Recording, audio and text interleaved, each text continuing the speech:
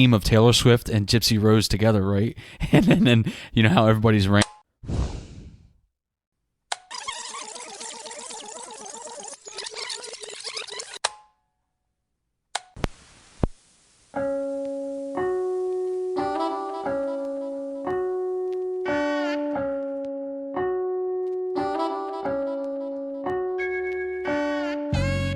I'm Rich. And I'm Josh.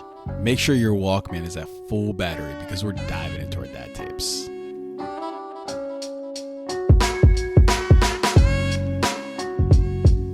What's going on, guys? Thanks for listening to tape number 44 of the Dad Tapes.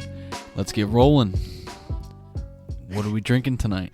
Yo, I don't even want to talk about what we're drinking tonight, guy.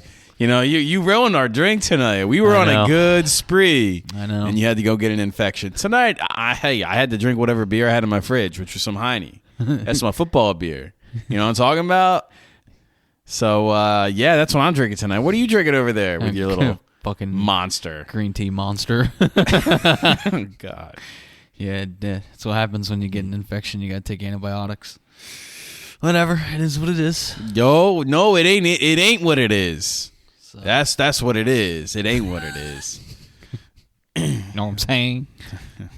Anyway, bro, how's your week been? Fucking rough, man. Started off really rough. Well, what happened? Ended up getting some abscesses in my mouth from a lingering tooth problem that I've just been putting off for a while now. And you should get a gold tooth like the guy from Home Alone. Yeah, right. Ding. Yeah, now I'm on some antibiotics and some heavy ibuprofen and whatnot to help get rid of the infection. So, yeah. So That sounds horrible. Yeah, work was rough too, and I was honestly kind of pissed because I was looking forward to having a fucking beer tonight. Today was one of those days, bro. Today was one of those days. But nah, man, it's one of them mundane, busy fucking work weeks. Just trying to hustle and kick ass and get shit done. What was the biggest pain in the ass you had this week at work? Not having to help, bro. Not having to fucking help. Well, man, I was looking for a job not too long ago, you know, my guy. Listen, man, it ain't my fault. Hey, you got to talk to you. We ain't gonna blow anybody's business up, but you better be talking to your dad, who he could talk to, his girl. It ain't him. It ain't him, man. About it. No, it ain't him. Not even about it. They tried talking about it. She just won't hire nobody. So whatever, is what it is. They want to make you work. Yeah. They want to make you work like a slave. Even fucking start cracking a whip on me like I'm a pal in fucking Power World. This is like 1810s out here, boy. Break that stone, you stupid fucking Pokemon. So speaking of fucking Power World, bro. So I don't know if you know or not, but Power World is this new. It's a beta game in the Microsoft Store right now. It's only exclusive to Xbox players and PC, I believe. But it hasn't come out for PlayStation yet. Well, it hasn't come out yet. PlayStation. Dude, it's such a new game. It's only been out for, I want to say maybe a full week. There's already 7 million players on this fucking game. And I'm one of those players. But, dude, it's fucking crazy. It's so much fun. I'm going to download it. Yeah, it's fun. But that was my only saving grace this week. Other than, the girlfriend, sitting down with the girlfriend playing Power World. It's pretty fun, actually. It's cool. So, but enough about me. How was your week? How's work going? Dude, work is awesome. I'm not going to lie, man. You learn stories. You learn. People are so... when you get people to talk, you learn so much about them. And it's not like... It would be like going to a bar. So it's kind of like people watching in a sense. People watching, but people talking. Like you talk to them. Yeah. So it's like it's going to a bar, and this is you just go to any random bar anywhere in the United States, right? And you're probably gonna meet and talk to people there, but it's like taking the time to actually talk to them. It's just like that, and then you're never gonna return to that bar again. You'll probably never see that person ever again. But you hear stories, you hear shit, bro. And you got to be vulnerable too, so that you're telling them shit too, you know? It's crazy. Honestly, I absolutely love it. I think it's an awesome thing I'm stumbled upon all by chance. I'm excited, man. I haven't sold anything yet. Shit, I might have to have a career change. I'm telling you, dude, if you want to try it, go for it. I don't know, man. I don't know if I could do that, to be honest You with say that, but I mean, you'd have to get your realtor license first in the state of New Jersey. Yeah. Well. So that means you got to take the class, you got to pass the state exam. Yeah, I'm good. No thanks. But yeah, man, just been grinding on that and dealing with, dude. So I feel bad because like Dex, just to be kind of honest here for a moment, he like on the weekends, because I work, my schedule is right now Friday through Tuesday, and I'm off Wednesday and Thursday. So Jill, you know, she still sees some people, and she has her gig set up. So when she's not seeing her clients, she's at home, obviously, trying to spare on daycare and babysitters. Dude, and Dax is just putting her through the ringer, man. Oh, man. In the morning times before school, in the weekends when it's like like when it's just her and them all day until I get home and we're talking, you know, I'm sometimes there anywhere between 6 to 9, 10 hours sometimes. So it's like it's all on her, and I know I've done that, but it's like it's a major change. Yeah. Especially when you're not used to it. And then for them too. I mean, I'm not gonna lie. You know, I love the kids coming up and running to me, but you know, it's still kind of like it sucks because half of the reason I think Dex is like being that way is because I think he's pushing limits with mom. Yeah. Seeing how far he can get away with things. Yeah. But two, it's almost like a retaliatory thing because it's like if things get too overwhelming, it's like, you know, here comes dad. So I think he tries and push because he knows it's gonna cause, you know, the cause and effect. Yeah. The cause is the effect is him doing something. The cause would be him doing something. The effect is me coming home. Yeah. That's what he's hopeful for. Yeah. Just because, you know, I was always readily available beforehand. Yeah. And I mean, I feel bad. I really do. It sucks. But that's the other hardest part of this transition. You know, I know last week I talked about the poop cycles, and you know that still is an issue, man. I'm not gonna lie. It's taken some time to get down. My body's just now kind of starting to find, like, you know, just before I walk out the door, it's like, all right, we're here, we're going. It's like, all right, let's go. Dude, that's been me this week on this fucking antibiotic, bro. I'm sure. I get in the car and I get halfway to work and it's like, eek. Yeah. Yo, time to pucker up. It's like Royal Farms bathroom now. But yeah, I mean, besides that, it's I mean, it's been an ordinary week in regard to what it has been for the month of January.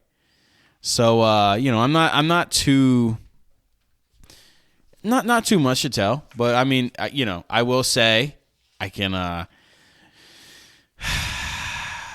we got to root for the Niners. Fuck that. No way, dude. I do not want to see this Taylor Swift, Patty Mahomes, little acting like a toddler on the sidelines, throwing little fits. Speaking of fucking Taylor God, Swift, man. Yo, I saw this fucking hilarious ass meme right now.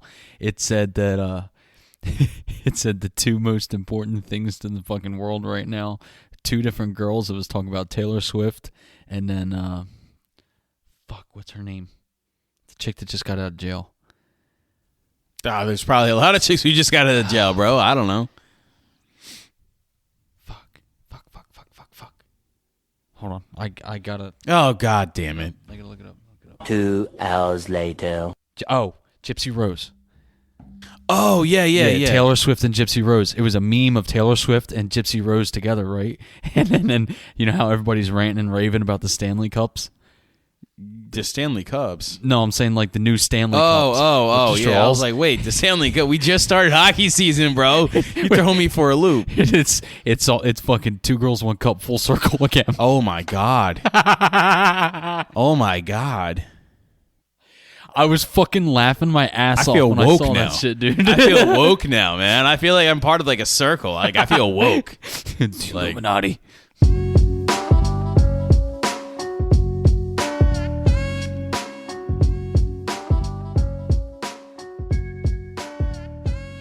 You know what time it is? I do know what time it is. And what time is that, my guy? It is currently Don't tell me 9:42. 9:42. Yeah, okay. Well, all right then. Yeah, at least you're aware of that. I am aware of what time it is because I'm sitting It's over good thing you here got to watch. with my book open, waiting for you. Oh, so and- I got my Kindle, bro. I'm good. Don't you Oh, worry look at about me it. over here, all fancy with a Kindle and shit. Don't be hating, bro. I ain't hating. It sounds like you hating. I ain't hating. I don't It read books, really so I don't sounds need like that you fucking Kindle. The only book I'm reading is a magazine when I'm on the shitter. Sometimes I ain't even reading that.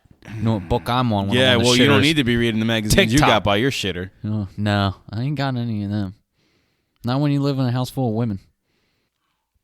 It's time for us to be aware dads. Tonight we're going to read January 24th, When You Get Them to Listen. E.H. Harriman was as rich as they come, a railroad baron, a captain of industry. Everything his children could possibly want or need, he gave them. Yet unlike some wealthy parents, he coupled his luxury with stern maxims and advice. He wanted his kids to do something with their lives, to make a difference in the world. He was fond of repeating, "Great wealth is an obligation and responsibility. Money must work for the country." We all say things to our kids, just as our parents did to us, little bits and bobs of wisdom that we picked up places. We hope they hear us. We hope it gets through to them. And when it does, oh, that is the best. In 1901, when Harriman's daughter made her debut in society, she was unlike her friends, appalled at the spectacle, at the parties people were throwing for themselves. It seemed so wasteful and self-indulgent. So she used her budget to found what would become the Junior League, a volunteerism nonprofit that exists to this day to help the less fortunate. She put her money to work not just for the country but for the world, and in doing so improved countless lives. We have to remember that as parents we are always planting seeds, a comment here, a book we have them read there, a documentary we watch together as an example we set, a person we introduce them to. When we get them to listen, when they really hear us, wonderful things can happen. Yo, I wish I knew the secret to get my kids to listen. But I will say, man, when they finally listen, it is like that. Like, that is the best feeling. I know my son's only 5. My 2-year-old, good luck with that one. But Cake pop, cake pop, cake pop. yeah, tell me about it. Chanting that stuff. My goodness. I don't know what my wife is spawning. But yeah, man. That's oof. It's tough. It's tough. And I'm sure as they get older, it doesn't get easier. No, fuck no. I mean, look at us. Yeah, we don't listen for shit. What was that? We don't listen for shit. I think so.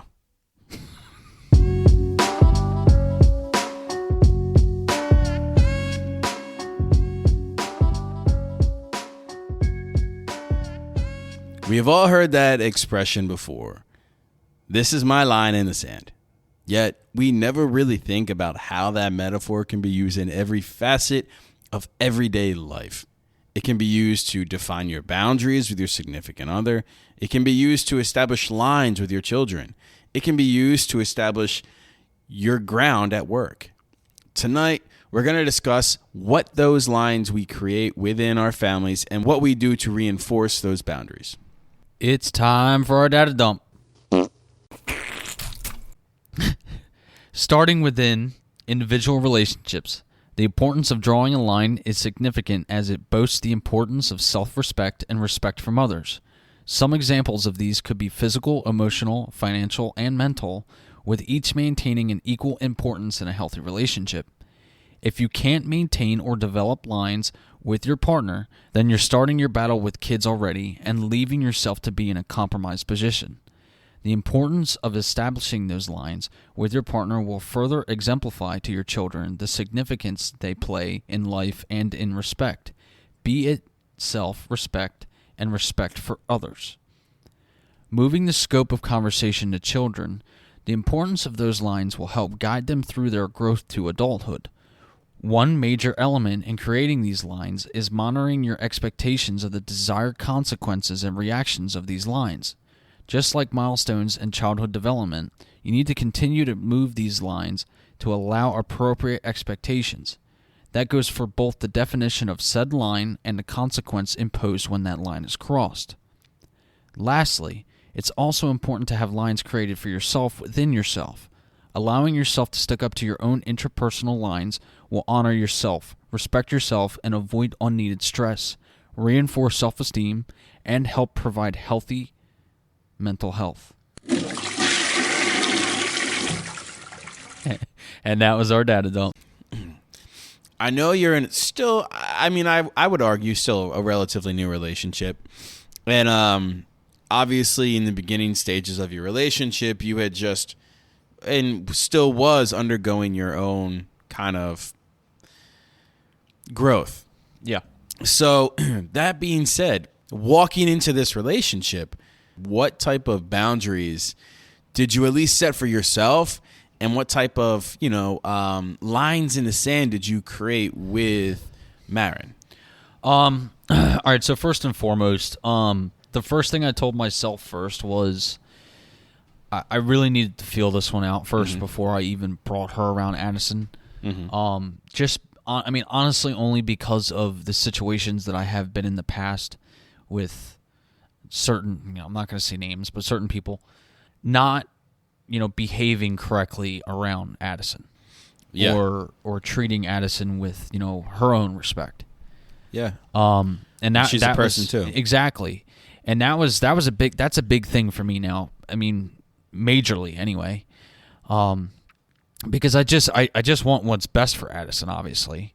Yeah. But and when it comes to like the line, like establishing the lines in the sand was like, hey, I want you to know, like, yeah, there might be something here, but Addison always comes first, no matter what. Like, I don't care what it is. Yeah. If you have a problem with it, then there's the door. Like, I don't want to sound harsh, but at the same time, I have to come off as I don't want to say strong, because strong's not the right word for it, but I don't want to come off as an asshole when I say that, because it's important to me. And if you stay in, like, if you stay in my life and stay in Addison's life, that's going to be an important thing to you too. Yeah. Because then you're going to want to say the same things in the future. And it's just something that has to be done. And I know that there's a lot of fucking dads out there that have that problem. They just, even if they have established those lines, they're still overstepped. Oh yeah, yeah. Like countless of times. Not even with dads, with moms as well. I was gonna say it goes both ways. It's not it's not pointing the finger at one or another. It's the fact that people just don't respect other people's lines. And so, has there been any instances thus far where in your relationship with Marin that we'll just say her toes were close to that line, or kind of like dabbled one or two toes across that line? Just, I don't want to say to feel to gauge the temperature, but it could have just easily been by mistake, or we are also kind of pushed to see where we can get. Yeah, everybody's guilty of that. I mean, I can see what you mean by that, but I've not witnessed anything myself at all. And I've never had Addison come to me and say anything. Well, I mean, to me even about just anything. we'll just start with the interpersonal relationship with just you and Marin first. No, I haven't had any issue like at all with any of that. Marin's a very like tender person, respectful person, exactly, and she has got that. She has more or less the same.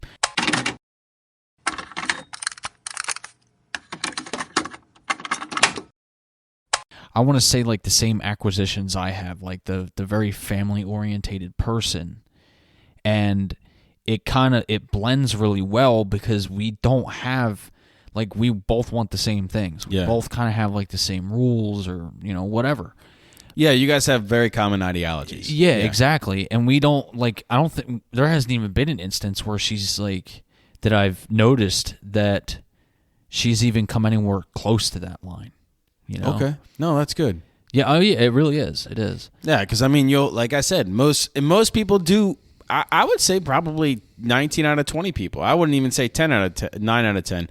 I think it's closer to like a like a 19 out of a 20, like a 95% type of range where most people are going to see how far along they can get to that boundary line. Oh yeah, or they're gonna push beyond it and see if that person's willing to move their line in the sand, because I mean it's just human nature, I think. Yeah. Oh yeah. Just look at indigenous tribes and the way that they would kind of battle over territory. Oh yeah. It's just how it was. Yep. It's just human nature to push those boundaries. So you learn to develop that respect. And that's good that you've established those boundaries, because I'm sure you can go back and even just, again, looking at interpersonal relationships, not including Addie, because you could go back even farther in your dating life where you did move that line in the sand, because I know I've been there myself. I've moved lines in the sand. Yeah, I have too. And then you just start to wonder, like, when does it end? Yeah, exactly. Because once you move that line's just going to keep moving. Exactly. They're going to keep pushing going pushing and taking what they want. Once they realize that you're vulnerable to letting that adjustment set in, they just know that it's going to be able to be adjusted again and again and again, and they're just going to keep going until they're satisfied. So then, putting Josh now and reflecting back on the Josh that would give ground, what would the Josh now, now where you are mentally, now where you are, I don't want to say physically because you're over here handicapped in your mouth. I don't know. I don't want to say that, but what I want to say is the mental prowess and the mental stability that you've now found yourself with, and the wisdom and experience you've just gained through life in general. Yeah. What would the Josh now go and say back to the Josh in previous relationships where that boundary was constantly moved because you would move it, because you would sacrifice for whatever the reason was? Honestly, I mean, I would tell myself, for one, to be a lot more selfish, which, fuck them. I don't care what anybody says. You are appointed to be selfish to yourself every once in a while. Yeah. You have to take care of yourself before you can take care of others. Agreed. 2, don't put up with anybody's bullshit. Yeah. Because if you even just think about putting up with something, there you go. There's your vulnerability of that line being crossed. Yeah. And like I had said earlier, once you do it once, it's just going to keep fucking happening. Yep. And that's what was happening with me before. And I mean, honestly, I wish I could go back to myself and say, like, hey, don't do it. Don't push luck with this shit. Like, don't put up with anybody's crap. Nope. Because you're just going to put yourself you're going to dig your own grave. You're going to box yourself in a corner. Yeah. But I mean, honestly though, I'm glad I went through the situations I went through, because it's put, like you had said earlier, I mean, I've earned and gained so much fucking wisdom from all these situations I've been in, that I know what to expect, I know what to look for, and I know what not to put up with. Better late than never, right? Exactly. Yeah. Honestly. It only took 29 fucking years. But still, honestly, better late than never. I mean, you could still be a 30-something-year-old man, a 40-something-year-old man with sacrificing, you know what I'm saying? Like, you could still be moving that goalpost because you find some abstract justification, and it's not okay. You make up the justification. Oh, you make it up in your head. It's not just like it's an abstract thing. You make excuses for that justification. 100%. So then, taking that aspect and switching it on to your boundaries with Addie. And not interpersonal relationships with you and your ex-wife, or you and Marin, or you and any other previous girlfriend, but more so the interpersonal relationship between you and Addie. How do you establish those boundaries and lines in the sand with her? And I mean, they're kids. We all know. Yeah. We all know kids push boundaries. That's just again human nature. I mean, they're young. They that's what they're just instinctively going to do when that line does get crossed, because it's not a matter of if she does it, it's a matter of when. Exactly. Yeah. So when she does it, how do you handle that from there? She's done it. Yeah. Countless of times. Oh yeah, she's a kid, dude. Of course. You ain't got to tell me. I mean, luckily she hasn't done it in the aspect of where it's like really bad. Yeah. It's more or less like pushing the boundaries to see like, oh, I'm going to see how much I could piss Daddy off. Maybe he'll just say, fuck it, and, get me this, or or say, kind of shut up, outlast you. Whatever. Yeah. It's funny because like the kids know how and when to push you. 100%, man. I already said that, dude. They push Jill all over the place, man. They've been having field day, mostly Dex, been having field days with her on the weekends, and I mean, it sucks.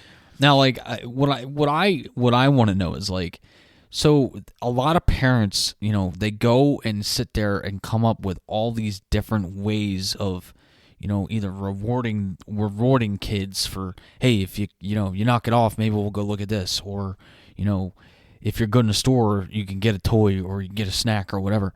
Like, what I want to know is what boundaries are consistent and fair when it comes to kids being in public and acting out. That's tough. That's tough because I think it's context. I think it's circumstantial and context related. So, for instance, if we're at like an empty restaurant, it's like we'll just say we go to eat lunch somewhere, 2:00, right? A late lunch, a dinner, or whatever they want to call it. Second breakfast. Second, whatever anybody wants to call it, Luncheon. Some white girl stuff. I think at the end of the day, it comes down to just circumstance. So if Jill and I were to go out to lunch, we'll just say like 1-2 hour, like the end parts of lunchtime, and it's just not a busy area, we're gonna be a little bit more lenient in how the kids are. Yeah. If they're a little bit louder, we're okay with it. But if we're in a busier restaurant, like, hey, relax. Exactly. Yeah. And it's like my thing is, no matter where we go, they get like 3.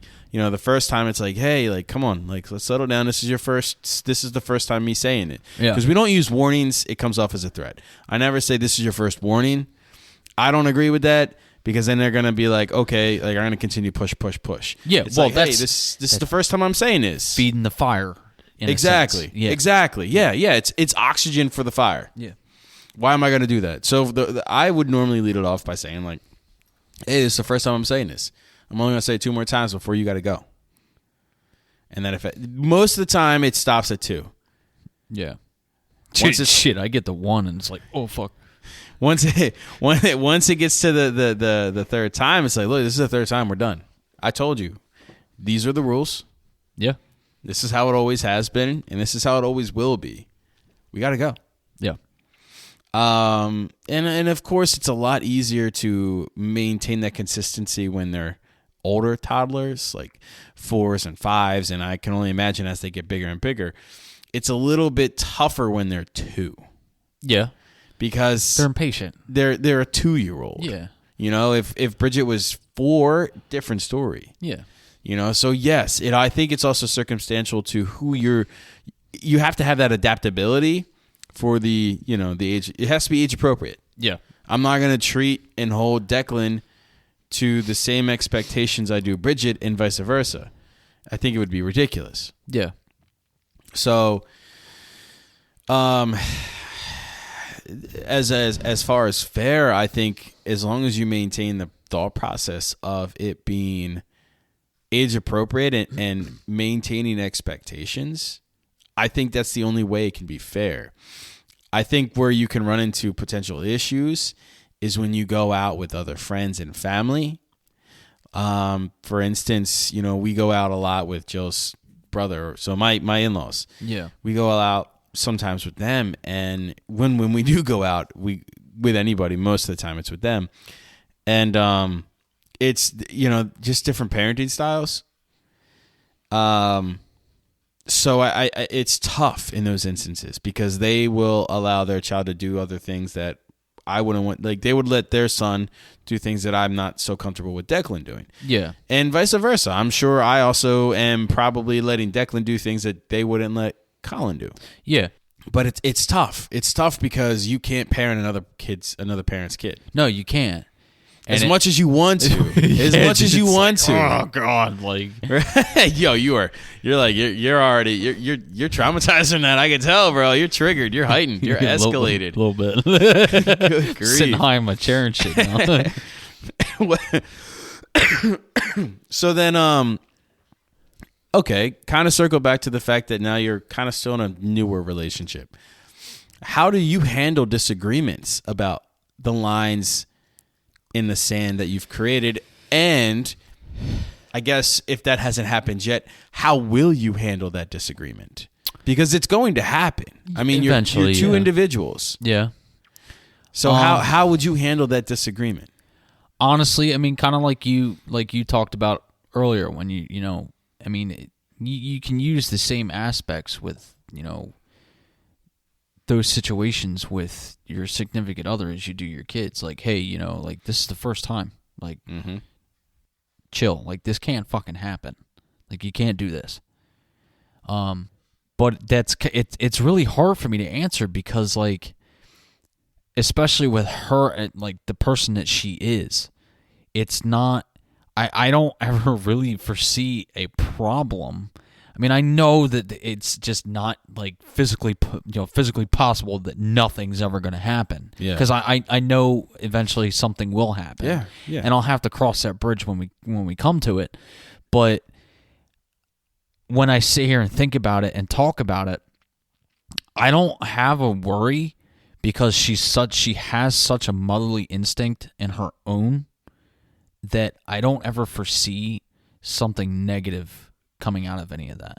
So then when here you are now, and we'll just going back to reality, you and Marin and Addie, how are you both going to modify those boundaries or those lines in the sand as she gets older? And what establishes getting older? You know what I'm saying? What marks does she have to hit for you to be like, okay, it's time for me to move that line? I mean, it's all going to come down to trial and error, bro. Yeah. Like, I mean, girls are fucking hard.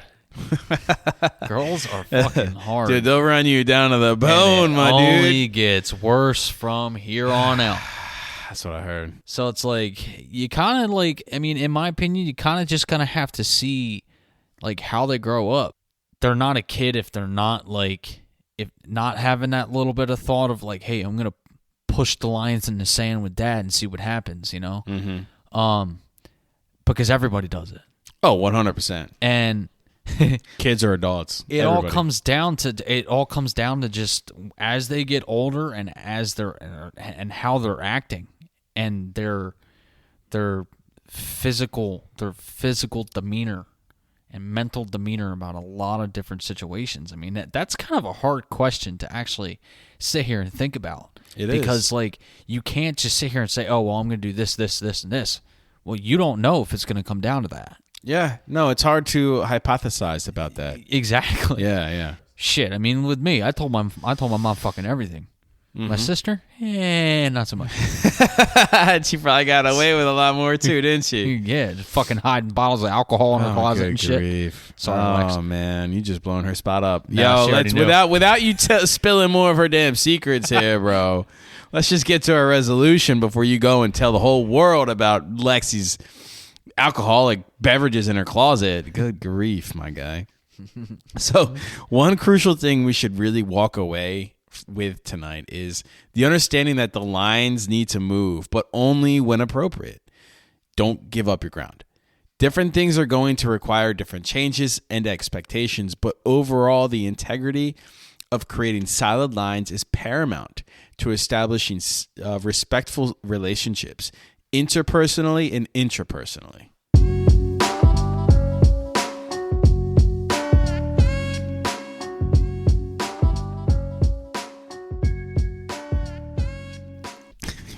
It's time for our situations, bro.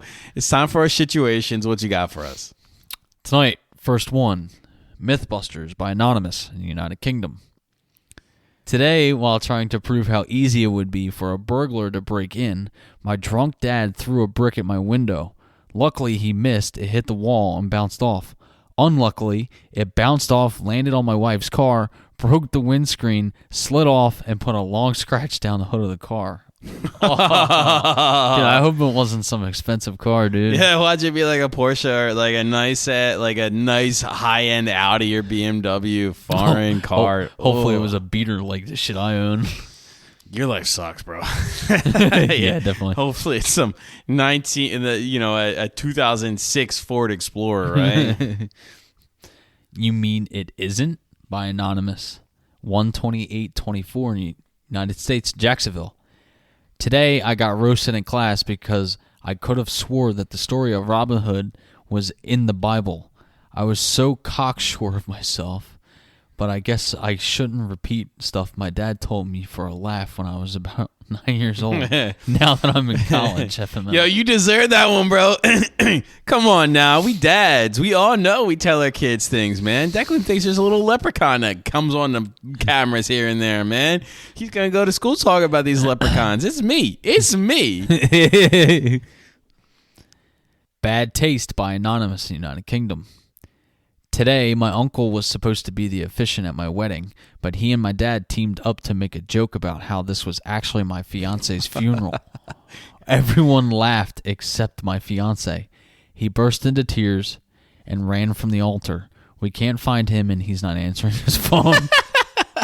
Oh, that fucking sucks. Oh, man, that's horrible. Your life sucks. And the last one, Bitterness by Anonymous in Sweden. Today, I ran into a guy I haven't seen since high school. He started ranting about what an asshole I was for not inviting him to my birthday party when I was 12. We're 50 now. The party was canceled because my granddad died, and we were not friends anyway. I just hung out with him as I felt sorry for him sometimes. Oh my God. You outed yourself, bro. Fuck. Oh, man. You know what? I think you kind of deserved it. Yeah, a little bit. You kind of deserved it. You should have just kept that line in the sand there, my guy, and just not hung out with him in the first place. Well, let's get down to our social media shout out. So you can find us on Facebook.com/TheDadTapes, Instagram @TheDadTapes Podcast, Twitter @TheDadTapes, TikTok @DadTapes Podcast. We don't use Twitter either, so, you can just still holler at us on there. We won't get back to you. But be sure to like, subscribe, and leave a review of the show wherever you listen to your podcast. It truly helps us. I'm tired of asking. I'm tired of saying it. Then don't say it. They ain't doing it. Then don't say it. That's it. I'm checking out. See you. Deuces, guys. Later.